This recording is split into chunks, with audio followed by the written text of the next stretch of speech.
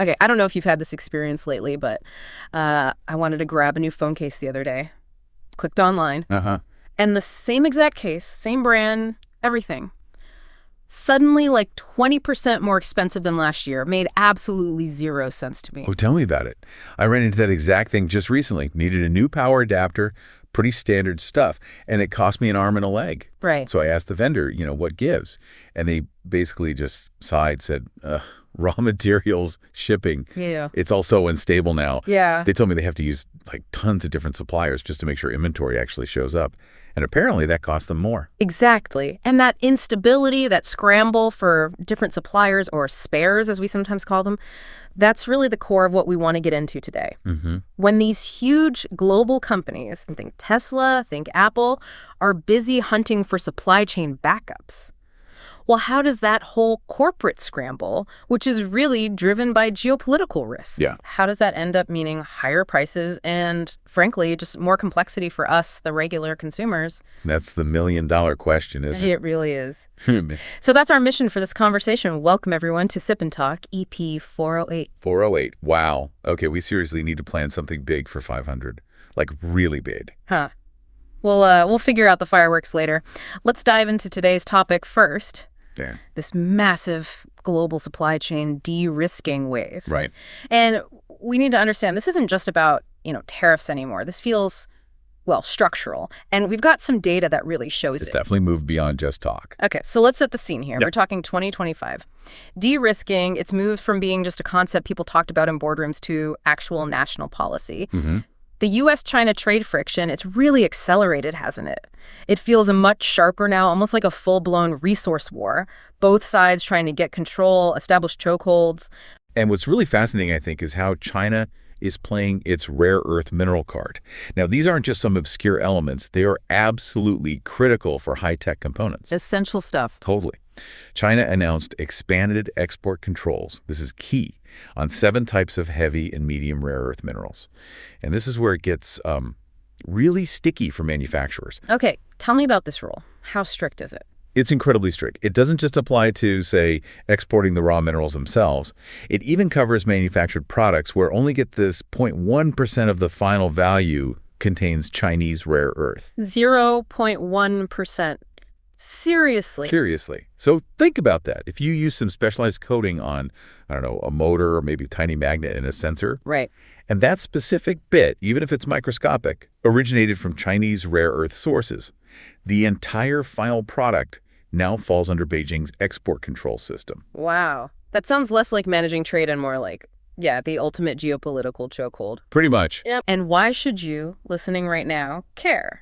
Because these minerals are critical. We're talking Tesla motors. They use specialty magnets derived from these. We're talking Apple chips. Absolutely critical inputs. If Western companies can't get these components reliably, manufacturing just stops. It feels like China's basically got a grip on the throat of Western manufacturing, as some are calling it. And, the U.S. response, it's been fast and, frankly, pretty brutal. We saw President Trump announce this major counterpunch, adding another 100% tariff on top of existing tariffs on Chinese goods, effective November 1st. Whoa, hang on. 100% tariff increase. Yep.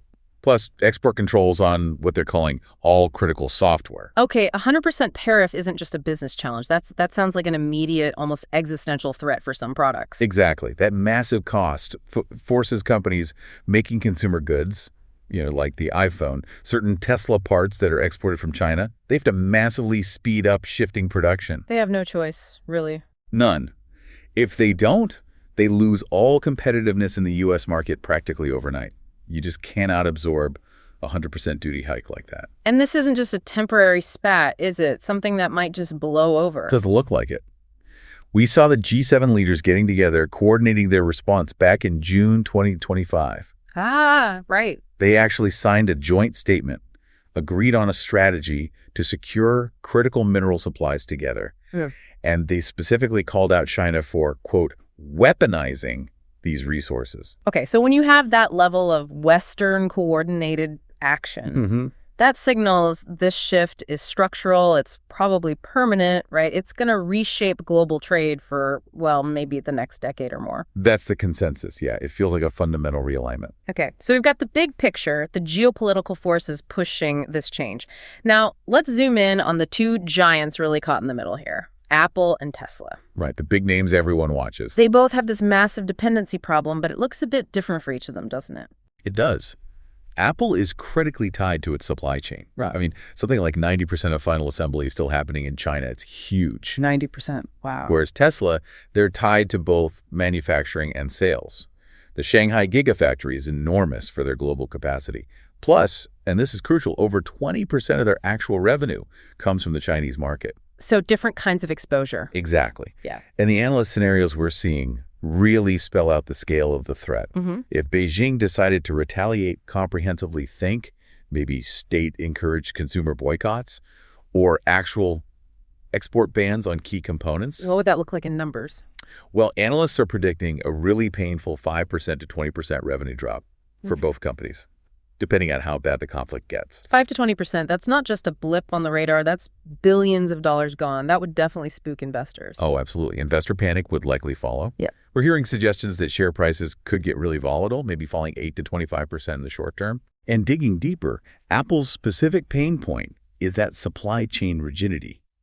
Because their dependency is rated as extremely high, they're vulnerable to immediate production cuts or even forced shutdowns. Right. And Tesla's big vulnerability. It's that market dependency. Losing 20% of their revenue, that would be absolutely crippling, especially when you factor in the fierce competition they face from local Chinese EV makers like BYD. Yeah. BYD is gaining ground fast. Super fast. They'd happily scoop up any market share Tesla loses. Okay, so this raises a huge question. How do these giants survive this mess without completely abandoning their, let's face it, very profitable Chinese operations? That's the tightrope walk. They aren't really aiming for complete de-Sinicization, totally pulling out of China. It's probably unrealistic and too costly. So what's the alternative? Instead, they're moving towards this pragmatic, definitely expensive, but probably necessary strategy. They're calling it the dual ecosystem. Dual ecosystem. Okay, I think this is a really key idea for us to understand. What does that actually look like in practice, say, for a company like Apple? It basically means building and running two separate supply chains, two distinct operational structures. Two of everything. Pretty much. The idea is China market for China. So that means having local design teams in China, sourcing parts locally within China, storing data locally, and making absolutely sure they comply with all the strict local regulations. Okay, so that protects their sales inside China. Exactly. And then running parallel to that, you have the completely separate global market for global track. Right.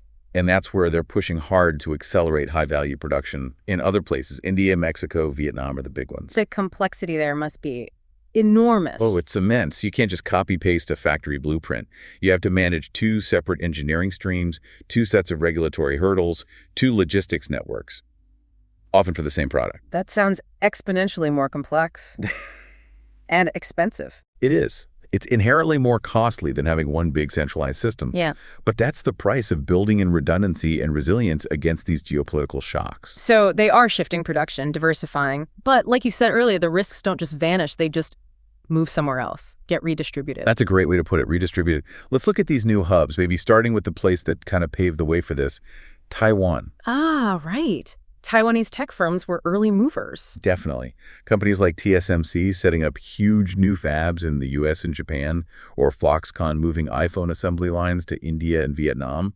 They were really the precursors to this global shift. They started doing this years ago, mostly driven by worries about security and resilience across the Taiwan Strait. But the challenge they ran into, and it's the same challenge Apple and Tesla are now facing, is that China has this incredible combination of scale, speed, and skilled labor. That whole engineered dividend people talk about, plus a really mature, deeply integrated ecosystem built up over, 30 years? Exactly. So these brand new facilities, let's say a new component factory in India, they often struggle, especially at the beginning, with yield rates and efficiency. Meaning they produce more faulty parts. Yeah, higher scrap rates, more defects, slower ramp-up times compared to a well-oiled machine in Shenzhen. That initial friction is a huge operational headache. And crucially, it directly adds cost to the final product. Resilience isn't free. Okay, so Taiwan pioneered it, faced challenges. Next up, India. India seems to be positioning itself strategically here, almost like an economic middleman. That's a good term for it. They're really leveraging this dynamic, the U.S. wanting alternatives, consumer demand, versus the risks associated with China, supplier risk, to become a new global manufacturing hub. And the numbers back that up, right? Yeah. We have a very clear data point. Apple is aiming to shift up to 25% a quarter of all iPhone production to India by 2025. That kind of growth rate in one country is explosive, really unprecedented. 25% is huge, but there's a catch, isn't there? A kind of dilemma for India. There is. Despite aligning more with the U.S. geopolitically, India remains incredibly dependent on China for critical upstream imports. But what kind of imports? Components, sub-assemblies, even some raw materials.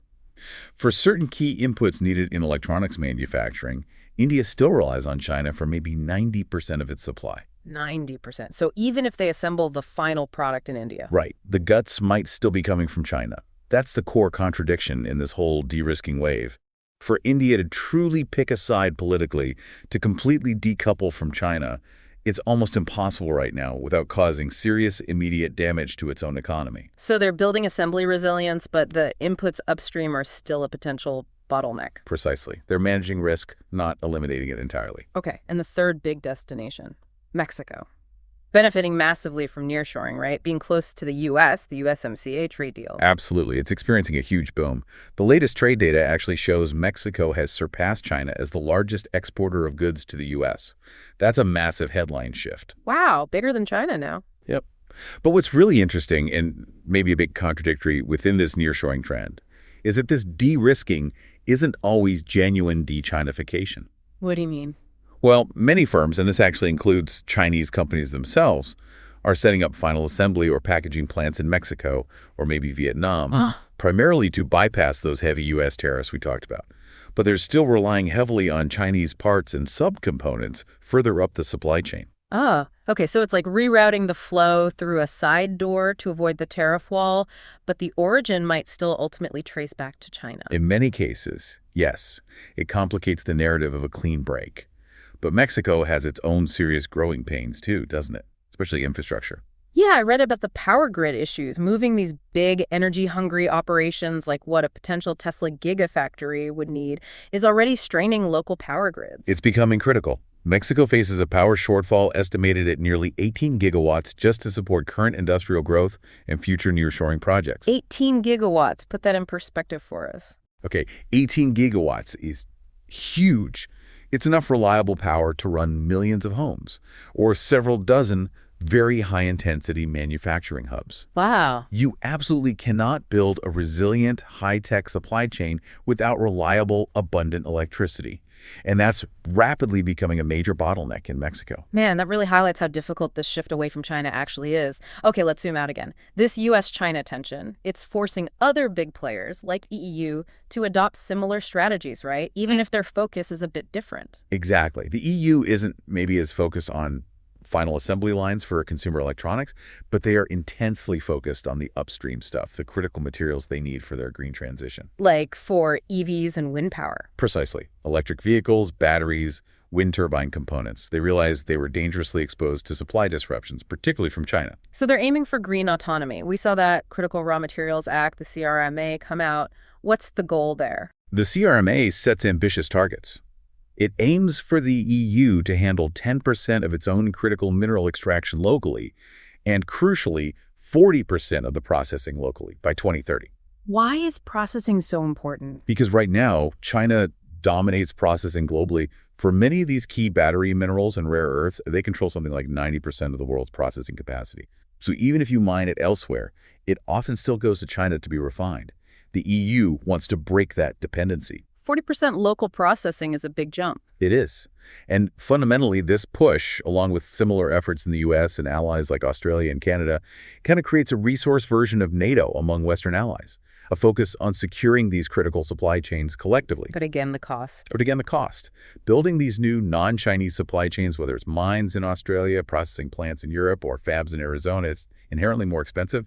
They just don't have the decades of scale, integration, and frankly, cheaper labor that China built up. Which brings us right back to the bottom line, the most relevant cost for you, the listener. The whole world seems to be shifting rapidly, moving away from a global supply chain that was laser-focused on one thing: efficiency first. Which usually meant centralizing in the cheapest place, often China. Right. And moving towards a new model: resilience first, which means diversification, building in backups, prioritizing security. And guess who ultimately picks up the tab for building all that resilience? Let me guess. Us. The consumer. Always the consumer. Those higher tariffs we talked about, the lower yields and inefficiencies you inevitably get in brand new factories in India or Mexico, the higher logistics costs, the complexity of running that dual ecosystem. It all gets passed on. It has to, eventually. It gets baked into the final price. It's essentially the cost of avoiding geopolitical risk, the cost of stability, and yeah, we are footing the bill. Do we have any idea how much this could actually raise prices? Like for an iPhone, for instance. Well, the analyst estimates vary, Right. But they suggest that if iPhone production shifts really drastically, or if it faces those heavy 100% tariffs, the final price tag could jump by maybe 10% to 20%. 10 to 20% higher for a phone. Ouch! Yeah, and it's not just phones. Whether you're buying a new EV or maybe even appliances down the line, consumers are ultimately paying for this geopolitical friction. And there's another potential wrinkle here, too, isn't there? A risk of the technology itself kind of fragmenting. Oh, absolutely. That's a really subtle but important risk. If these trade wars and tech restrictions escalate further, you might actually start seeing functional differences between, say, a China version of a product and a global version. What would that actually look like for a user? Well, think about software compliance. The Apple App Store already operates differently in China than elsewhere. That could become more pronounced. Or think about advanced features like Tesla's full self-driving. Maybe that feature evolves differently, depending on where the car and its data systems were built and operate. Or maybe certain features just aren't available in one region versus another due to data standards or regulations. We could see a splintering. Okay, so wrapping this up, what's the key takeaway for everyone listening? I think the main thing is that this de-risking, this supply chain shift, it's not just a temporary trend. It feels like an irreversible global restructuring. Yeah, it seems baked in now, driven by national policies, executed through these huge corporate strategies. Right. So the challenge for companies now isn't really if they should move or diversify. It's how they do it smartly, how they build resilience effectively. While trying to balance that inevitable cost increase, which, again, you pay against the potentially catastrophic risk of staying overly dependent on one region. It's a massive balancing act. It really is. And maybe a final provocative thought to leave people with. Go for it. Despite all this talk of de-risking, all this effort and cost, is the world truly separating? Or are places like Vietnam and Mexico simply becoming the new convenient side door? A way for Chinese components, and maybe even Chinese capital, to still reach the U.S. consumer, just flying under a different flag. That's a really interesting question. Is it true separation or just rerouting? Something definitely to mull over. Food for thought. A perfect thought to end on. Well, if you enjoyed this look into the complexities of global supply chain fragmentation, please make sure you subscribe to the Sip&Talk podcast for more conversations like this. Please do. And hey, if you need a break after all this heavy geopolitical talk, definitely go check out our old friend Mickey's YouTube channel. It's called Mickytolife. Super fun stuff, memes, great music, wine tasting, travel vlogs. Highly recommended. Yeah, Mickey's channel is great. Awesome. Well, that's all for this time. We'll catch you next time on Sip&Talk.